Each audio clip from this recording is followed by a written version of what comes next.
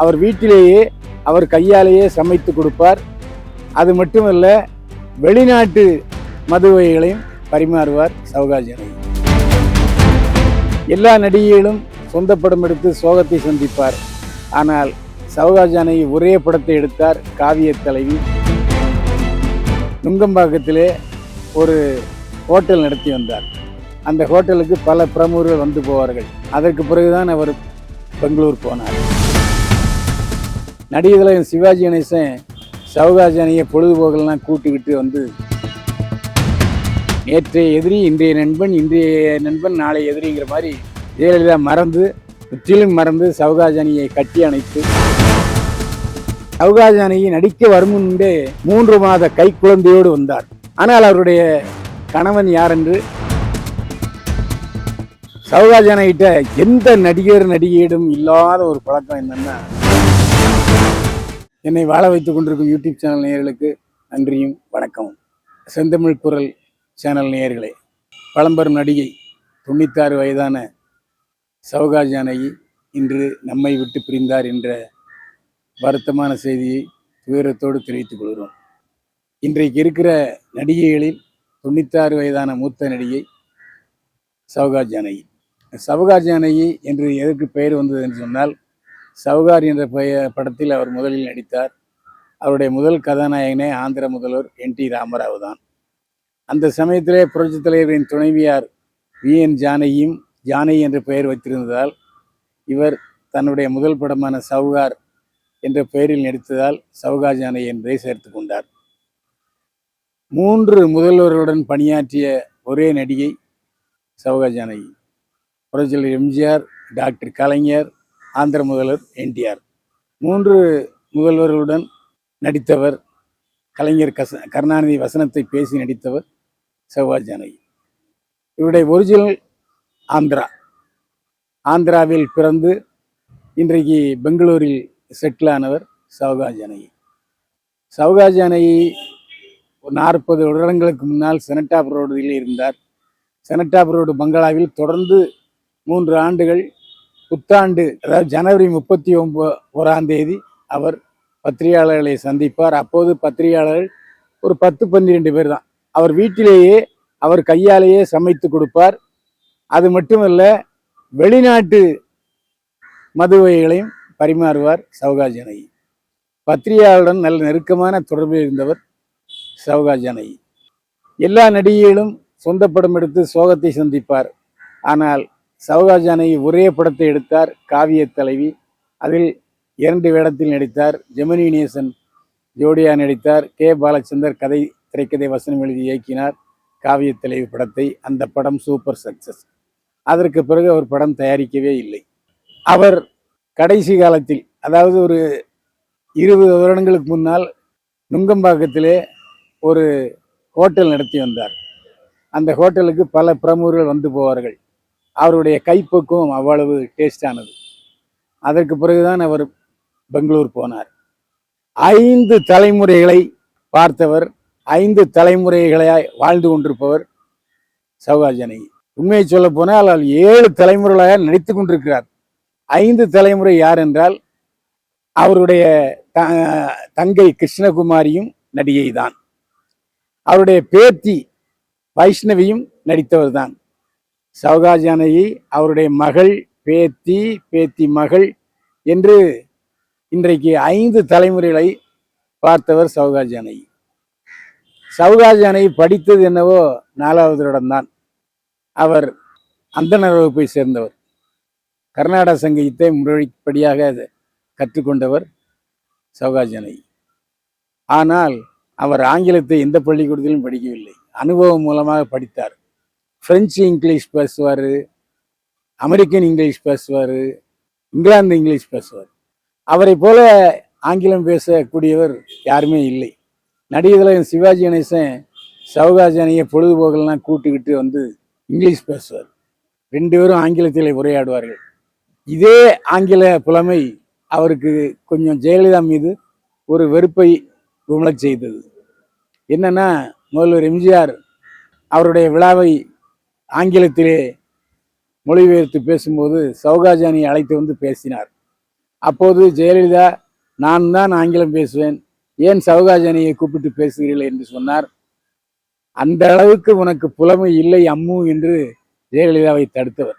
அது மட்டுமல்ல, ஒளிவிளக்கு என்ற படத்திலே எம்ஜிஆருடன் நடித்தார். அந்த ஒரிஜினல் படத்துல விதவை சௌகாஜானையை திருமணம் செய்வதாக அந்த இந்தி படத்துல இருக்கும். ஆனால் ஜெயலலிதாவுக்காகவே அந்த கிளைமேக்ஸை மாற்றியவர் படத்தில் எம்ஜிஆர். ஒளிவிளக்கு படத்துல அந்த விதவை சௌகாஜானை இறந்து போவார், ஜெயலலிதாவை திருமணம் செய்வார். ஆனால் அதே சமயத்தில் பிரதமர் எம்ஜிஆர் அமெரிக்காவிலே மருத்துவமனையில் சிகிச்சை பெற்றுக் கொண்டிருந்த போது, இறைவா உன் மாளிகையில் என்ற பாடல் எல்லா தியேட்டர்களிலும், தமிழ்நாட்டில் உள்ள அத்தனை தியேட்டர்களிலும் ஒளிபரப்பானது. அதற்கு ஏற்பாடு செய்தவர் அன்றைய அமைச்சர் ஆர்எம்பி அவர்கள். அப்போ சௌகாஜானி தான் அந்த திரையில வருவார். எல்லோரும் உட்கார்ந்து அழுவார்கள், பிரார்த்தனை செய்வார்கள். அந்த அளவுக்கு ஜெயலலிதா சௌகாஜானை மக்கள் மனதை ஈர்த்தவர். அவருடைய சினிமா வேஷங்களை பார்த்தா வித்தியாசமான வேடங்கள். படிக்காத மேதை நடிகர்கள் சிவாஜி கணேசனுடன் ஜோடி. அவர் அப்ராணி, அவரை தேற்றும் விதமாக, உறுதிப்படுத்தும் விதமாக நடித்திருப்பார் சௌகாஜானை. அதே சௌகாஜானை புதிய பறவை படத்தில் நடிகர்கள் சிவாஜி கணேசனுக்கு வில்லி. அந்த மாதிரி யாரும் இந்த மாதிரி நடிக்கவே முடியாது. அதே போல புரட்சித் தலைவர் எம்ஜிஆர் நடித்த பணம் படைத்தவன் படத்திலே அவர் வில்லி. அதே போல பெற்றால்தான் பிள்ளையா படத்துல சரோஜாதேவிக்கு இணையான ஒரு ரோல். அந்த அளவுக்கு எல்லோருடனும் நடித்து பெயர் பெற்றவர் சௌகாஜானை. அவர் எந்த கேரக்டர் எடுக்கிறாரோ அந்த கேரக்டராகவே மாறி விடுவார். அன்னை படத்துல அன்றைய நடிப்பு செல்வி பானுமதிக்கும் சௌகாஜானைக்கும் பயங்கர போட்டி வரும். அந்த போட்டியில நீயா நானா என்றே மோதிக்கொள்வார்கள். ஆனா கோபத்தின் வெளிப்பாடாக பானுமதி, உருக்கத்தின் உறைவிடமாக சௌகாஜானை. ஏவிஎம் தயாரித்த படம் அன்னை. அந்த மாதிரி அவருடைய கேரக்டர் வேற யாராலையும் நினைத்து பார்க்க முடியாத அளவுக்கு செய்து கொண்டவர் சௌகாஜானை. அந்த அளவுக்கு நடிப்பு திலகம். மத்திய அரசு அவருடைய நடிப்பு திறனுக்காக பத்மஸ்ரீ விருது வழங்கி கௌரவித்தது. எந்த சௌகாரை தனக்கு எதிரியாக நினைத்தாரோ அதே ஜெயலலிதா முதல்வரான பிறகு சினிமா நூற்றாண்டு விழாவில் சக நடிகை சௌகாஜானையை பட்டம் கொடுத்து கௌரவித்தார். இதுதான் வரலாறு. நிரந்தரமானவர்கள் எதிரி அல்ல. நேற்றைய எதிரி இன்றைய நண்பன், இன்றைய நண்பன் நாளை எதிரிங்கிற மாதிரி ஜெயலலிதா முற்றிலும் மறந்து சௌகாஜானியை கட்டி அணைத்து அந்த பட்டத்தை கொடுத்தது நான் பார்த்தேன். அதுதான் சினிமா. ஆனால் சௌகாஜானியை நடிக்க வரும் முன்பே 3 மாத கை குழந்தையோடு வந்தார். ஆனால் அவருடைய கணவன் யார் என்று இதுவரைக்கும் யாரும் சொன்னதில்லை. நானும் உருட்டி எதையாவது பொய்ய சொல்ல விரும்பவில்லை. அவர் வரும்போது 3 மாச கை குழந்தையோடு வந்தார், நடித்தார், பெருமையாக வாழ்ந்தார். சௌகாஜானிகிட்ட எந்த நடிகர் நடிகையிடம் இல்லாத ஒரு பழக்கம் என்னன்னா, அவர் வாங்குற சம்பளத்துக்கு முழுமையா உழைப்பாரு. காருக்கு பெட்ரோல் அவரே போடுவார். அவருடைய காஸ்டியூம்களை அவரே தயாரித்து கொண்டு வருவார். அந்த மாதிரி ஒரு நடிகையை நாம் பார்த்ததே இல்லை. அதே அந்த காலகட்டத்தில் கொஞ்சம் பின்னுக்கு வந்தவர் சரோஜாதேவி. அவரெல்லாம் அவருடைய காஸ்டியூம்லாம் வீட்டுக்கு கொண்டு போயிடுவாருன்னு நிறைய பேர் சொல்லுவாங்க. ஆனால் சௌகாஜானி அப்படி இல்லை, நேர்மையானவர். தயாரிப்பாளருக்கு எந்த வகையிலும் தொந்தரவு கொடுக்கக்கூடாது என்று நினைப்பவர் சௌகாஜானி. அவருடைய பேத்தி வைஷ்ணவி 2-3 படத்தில் நடித்தார். அதுக்கப்புறம் கல்யாணையை செட்டில் ஆகிட்டார். அவருக்கு ஒரு மகன் இருந்தான், 2 பொம்பளை பிள்ளைகள். ஆனால் சௌகாஜானியோட மகன் நாங்கள் பார்த்ததே இல்லை சாமி. எங்கே இருக்காரு, அவர் பேர் என்ன, யாருக்குமே தெரியாது. 2 மகள்கள் தான் எல்லோருக்குமே தெரியும். அவருடைய தங்கை கிருஷ்ணகுமாரி நடிகை என்பது எல்லோருக்குமே தெரியும். சினிமாவில் அந்த காலத்தில் நிறைய பேர் அக்கா தங்கைகள் நடிகைகளாக இருந்திருக்கிறார்கள். லலிதா பத்மினி, அப்புறம் தங்கைகளுடைய மனைவி, அவருடைய அக்கா நடிகை, இப்படி நிறைய பேர் இருந்தாங்க. அந்த பட்டியலில் சௌகாஜானி இருந்தார்கள். தமிழக அரசிலே கலைமாமணி விருது பெற்றவர் சௌகாஜானி. டாக்டர் கலைஞர் அவரை பார்க்கும்போது, என்னையா இது ஜப்பான்காரி மாதிரி இருக்கா, அவர் பாரதிதாசன் வசனத்தை கொடுத்து பேச வச்சிருக்கீங்க என்றெல்லாம் சொன்னார். ஆனால் வசனம் பிரமாதமாக பேசுவார் சௌகாஜானி. அவர் தெலுங்குக்காரி என்பதே தெரியாது. கண்ணம்பாவுக்கு அப்புறம் பார்த்தீங்கன்னா சௌகார் ஜானகி தான் மிக அருமையாக தமிழ் உச்சரிப்பை செய்தார்.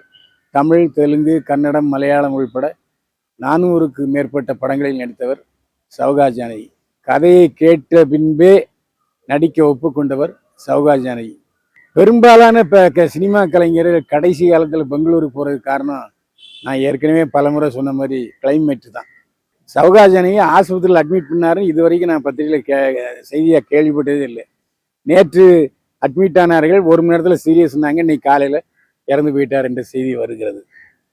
96 வயசில் நல்ல சாவு சௌகார் ஜானகிக்கு. அழுந்தவில்லை, நேராக இறைவனடி நல்ல இளைப்பார போய்விட்டார். அவருடைய ஆன்மா சாந்தியடைய நாம் பிரார்த்திக்கிறோம்.